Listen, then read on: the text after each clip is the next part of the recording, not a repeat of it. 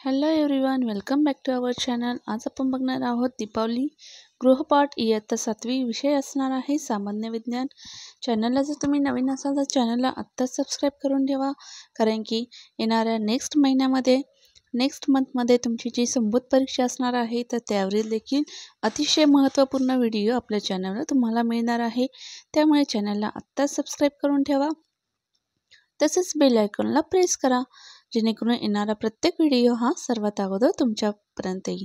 तर चला विद्यार्थी मित्रांनो, आता दीपावलीचा गृहपाठ पूर्ण करायचा आहे. इयत्ता 7वी, विषय आहे विज्ञान. बघा, पहिला प्रश्न आहे, रिकाम्या जागी योग्य शब्द भरा. हवं तर व्हिडिओ पॉज करा, प्रश्न उत्तरं सर्व लिहून घ्या. पहिला आहे, सजीवांच्या जगण्याच्या पद्धतीत कालानुरूप घडून आलेल्या बदलाला अनुकूलन असे म्हणतात. दुसरा आहे, मुख्य शिरेभोवती अनेक लहान पर्णिकांत विभागलेल्या पर्णपत्रांच्या पानास संयुक्त पान असे म्हणतात. तिसरा आहे, डॅनियल बर्नोलीच्या मते हवेचा वेग वाढला तर तिचा दाब हा कमी होतो. चौथा आहे, पाने नसल्याने अमरवेल संपूर्णपणे आश्रयी वनस्पतीवरच अवलंबून असतो. पाचवा आहे, वस्तुमान हे वस्तूच्या जडत्वाचे गुणात्मक माप आहे. सहावा प्रश्न आहे, प्रतिकर्षण ही प्रभार तपासण्याची खरी कसोटी आहे. सातवा प्रश्न आहे, उष्ण भागांकडून थंड भागाकडे होणाऱ्या उष्णतेच्या संक्रमणास उष्णतेचे वहन असे म्हणतात. आणि आठवा प्रश्न आहे, 13 ऑक्टोबर हा आंतरराष्ट्रीय नैसर्गिक आपत्ती प्रतिबंध दिन आहे. तर या प्रकारे 1 ते 8 रिकाम्या जागा आहेत, व्यवस्थितरित्या लिहून घ्या. हवं तर व्हिडिओला पॉज करा आणि मग लिहून घ्या. पुढचा आहे प्रश्न, अयोग्य शब्द खोडा. वाळवंटी वनस्पतीच्या पानांचे रूपांतर खोडात किंवा काट्यात झालेले असे तर योग्य आहे काट्यात. वाळवंटी वनस्पतीच्या पानांचे रूपांतर हे काट्यात झालेले असते. खोडात हा शब्द तुम्हाला खोडायचा आहे. यानंतर दुसरा आहे, वेलींना तणाव म्हणजे मुळांचे किंवा खोडांचे झालेले अनुकूलन होय. तर बरोबर आहे, वेलींना तणाव म्हणजे खोडांचे झालेले अनुकूलन होय. तिसरा आहे, कीटकांचे भक्षण करून वनस्पती नायट्रोजनची किंवा ऑक्सिजनची गरज भागवतात. तर बरोबर उत्तर आहे नायट्रोजनची. कीटकांचे भक्षण करून वनस्पती नायट्रोजनची गरज भागवतात. चौथा आहे, उंच उडता यावे म्हणून पक्ष्यांची हाडे लहान किंवा पोकळ असतात. तर बरोबर उत्तर आहे पोकळ. उंच उडता यावे म्हणून पक्ष्यांची हाडे ही पोकळ असतात. पाचवा आहे, सुतार पक्ष्याची चोच ही टोकदार किंवा पसरट असते. तर आपल्या सर्वांनाच माहिती आहे, सुतार पक्ष्याची चोच ही टोकदार असते. सहावा प्रश्न आहे, गवतात राहणारे नाकतोडे हिरव्या किंवा तांबड्या रंगाचे असतात. गवताचा रंग हा हिरवा असतो, म्हणून गवतात राहणारे नाकतोडे हे हिरव्या रंगाचे असतात. सातवा आहे, सक्षम तोच टिकेल हा सिद्धांत लुई पाश्चर किंवा डार्विनचा आहे. तर डार्विनचा आहे. सक्षम तोच टिकेल हा सिद्धांत डार्विनचा आहे. आठवा आहे, जागतिक बेडूक संरक्षण दिवस हा 29 एप्रिल किंवा मार्च हा आहे. तर बरोबर उत्तर आहे 29 एप्रिल. जागतिक बेडूक संरक्षण दिन हा 29 एप्रिल आहे. यानंतर पुढील प्रश्न आहे, पानांच्या विविध भागांची नावे तुम्हाला या ठिकाणी लिहायची आहे. पान दिलेलं आहे, जसं की वरील भाग आहे बघा, पर्णाग्र, पर्णधर, शीर, मध्यशीर, देठ आणि पर्णकळा. या पद्धतीने हवं तर तुम्ही काढून घ्या. व्हिडिओ हवं तर पॉज करा, प्रश्नांचे उत्तर हे लिहून घ्या. चॅनलला अजूनही सबस्क्राईब केलं नसेल तर चॅनलला सबस्क्राईब मात्र नक्की करा. पुढचा प्रश्न आहे, 2 उदाहरणे लिहा. प्रत्येकी 2 उदाहरणे लिहायचे आहे. परपोषी वनस्पती, बुरशी आणि अमरवेल. पुढील आहे, कठीण आवरण असणाऱ्या बिया, नारळ, बदाम. तिसरा आहे, सोटमूळ असणारे वनस्पती, वड आणि आंबा. चौथा आहे, दंतेरी पाने येणाऱ्या वनस्पती, जास्वंद आणि गुलाब. आगंतुक मुळे येणाऱ्या वनस्पती, मका आणि गवत. सहावा आहे, संयुक्त पान असणाऱ्या वनस्पती, गुलाब आणि कडुलिंब. सातवा आहे, कीटकभक्षी वनस्पती, घटपर्णी, ड्रॉसेरा. आणि आठवा आहे, लांब दाट केस असणारे प्राणी, जसे की याक आणि अस्वल. या पद्धतीने प्रत्येकी 2-2 उदाहरणे हे लिहायचे आहे. हवं तर व्हिडिओ पॉज करून तुम्ही लिहून घेऊ शकता. असेच नवनवीन आणि इन्फॉर्मेटिव्ह एज्युकेशनल व्हिडिओ बघण्यासाठी चॅनलला आत्ता सबस्क्राईब करून ठेवा. त्याचप्रमाणे येणाऱ्या नेक्स्ट मंथमध्ये तुमची संबोध परीक्षा होणार आहे 100 गुणांची. इंग्रजी, विज्ञान आणि गणित या 3 विषयांची. सो त्याचे देखील अतिशय महत्त्वाचे व्हिडिओ तुम्हाला आपल्या चॅनलवर मिळून जातील. सो आत्ताच चॅनल सबस्क्राईब करून ठेवा.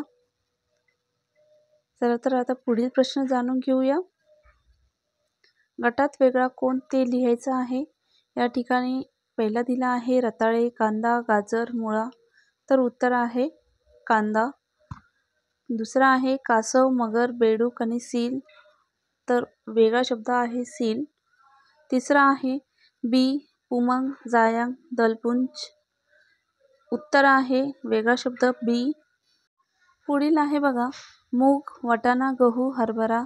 तर यामध्ये वेगळा शब्द आहे गहू. पाचवा आहे वेग, क्षेत्रफळ, तापमान, कार्य. वेगळा शब्द आहे तापमान. सहावा आहे वहन, वस्तुमान, अभिसरण, प्रारण. तर यामध्ये वेगळा शब्द आहे वस्तुमान. तर या प्रकारे गटात कोणता वेगळा शब्द आहे ते आपल्याला या ठिकाणी लिहायचं आहे. तर व्हिडिओ पॉज करून तुम्ही लिहून घेऊ शकता. पुढील प्रश्न आहे बघा वाचा व त्यावर आधारित प्रश्नांची उत्तरे लिहायची आहे. काही इथं 4-5 वाक्यांचा पॅराग्राफ दिलेला आहे. मी वाळवंटात राहणारा एक प्राणी आहे. पाण्याशिवाय अनेक दिवस राहतो. त्वचा जाड, पाय लांब व तळवे गादीसारखे पसरट असतात. पापण्या लांब व जाड असतात. नाकावर त्वचेची घडी असते. मला वाळवंटातील जहाज म्हणून देखील ओळखतात. तर कोणत्या प्राण्याचे वर्णन परिच्छेदात आले आहे तर उंट. उंट आहे.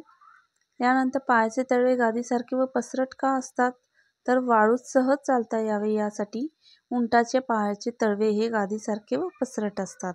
यानंतर पुढील आहे बघा योग्य जोड्या जुळवा.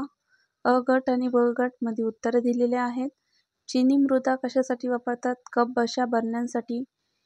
शाडूची मृदा ही मूर्ती बनवण्यासाठी वापरतात. त्यानंतर टेराकोटा मृदा सजावटीच्या वस्तूसाठी. आणि चौथा आहे मुलतानी मृदा सौंदर्य प्रसाधनांसाठी. तर या प्रकारे उत्तरे असणार आहे. व्यवस्थित लिहून घ्यायचे आहे. अतिशय महत्त्वपूर्ण माहिती आहे. आपल्याला काही गोष्टी या कळायला हव्यात की कोणत्या वस्तू ह्या कोणत्या मृदेपासून बनतात. जसं की आपण रोजच्या वापरामध्ये कपबशा यूज करतो. सो चिनी मृदेपासून या कपबशा बनवल्या जातात. मूर्ती बनवण्यासाठी शाडूची मृदा ही वापरली जाते. यानंतर सजावटीच्या वस्तूसाठी टेराकोटा ही मृदा वापरली जाते. आणि आपल्या सर्वांना माहितीच आहे की मुलतानी माती ही सौंदर्यासाठी सुद्धा वापरली जाते. यानंतर बघा काय कराल. पहिला प्रश्न आहे बाजारात उघड्यावर खाद्यपदार्थ विक्रीसाठी मांडले आहेत. तर काय कराल. दुकानदाराला खाद्यपदार्थ झाकून ठेवण्यास सांगावे जेणेकरून ते दूषित होणार नाही व आजार वाढणार नाही खाऊन. सो दुसरा प्रश्न आहे घरात उंदीर झुरळांचा वावर वाढला आहे. तर घराची स्वच्छता राखावी आणि अन्नपदार्थ योग्यरित्या हे झाकून ठेवावे.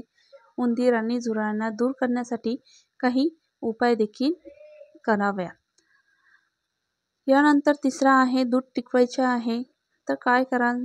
दूध टिकवायचे असेल तर दूध उकळून थंड झाल्यावर ते फ्रीजमध्ये ठेवावे जेणेकरून दूध हे जास्त काळ टिकेल. नेक्स्ट आहे बघा अन्न प्रकारानुसार प्राण्यांचे प्रकार लिहायचे आहे. जसे की गवत व फळ खाणारे प्राण्यांना शाकाहारी प्राणी असे म्हटले जाते. प्राणी आणि कीटक खाणारे प्राण्यांना मांसाहारी प्राणी म्हटले जाते. यानंतर प्राणी आणि वनस्पती दोन्हीही खाणाऱ्यांना मिश्राहारी असे म्हटले जाते. यानंतर तरस, कावळे, गिधाडे यासारख्या प्राण्यांना स्वच्छताकर्मी असे म्हटले जाते. यानंतर सूक्ष्मजीव हे विघटक प्रकारचे प्राणी आहे. तर या पद्धतीने आपल्याला हा चार्ट कंप्लीट करायचा आहे. व्यवस्थित वहीमध्ये लिहून घ्यायचा आहे. पुढील आहे बघा प्रश्न राशी मापन तक्ता पूर्ण करायचा आहे. आपण शिकलेलोच आहोत राशी, अदिश राशी आणि सदिश राशी. अदिश राशीमध्ये काय काय येतं जसे की लांबी, वस्तुमान, क्षेत्रफळ, घनता, वेळ, तापमान, कार्य, ऊर्जा. आणि सदिश राशीमध्ये विस्थापन आणि वेग.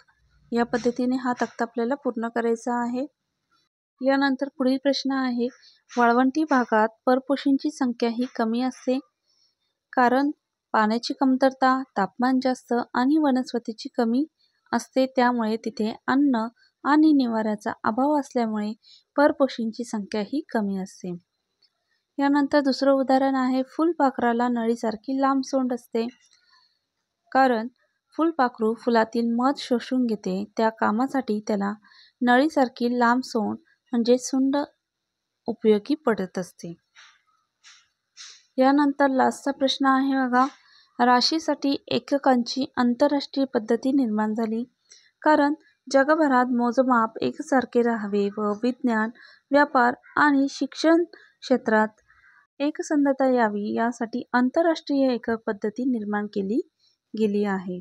तर विद्यार्थी मित्रांनो, व्हिडिओ आवडला असल्यास व्हिडिओला लाईक करा, शेअर करा, चॅनलला नवीन असाल तर चॅनलला सबस्क्राईब करा. तसेच हा व्हिडिओ आपल्या विद्यार्थी मित्रांमध्ये शेअर करा. See you soon in the next video.